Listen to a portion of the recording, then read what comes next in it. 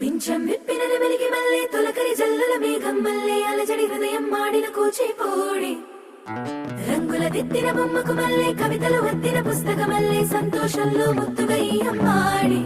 ఆరారు ఋతువుల అందం ఒకటిగా కలిపి వింతలు ఏడు పక్కకు జరిపే కొత్తగా పుంతలు తొక్కెను ఈ అరవిందం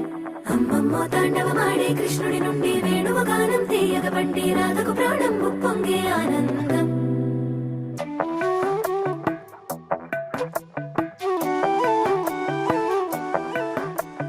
మధురము కదా ప్రతొక నడక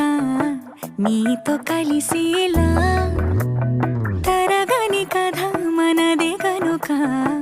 మనసు మురిసినిలా ఒసురే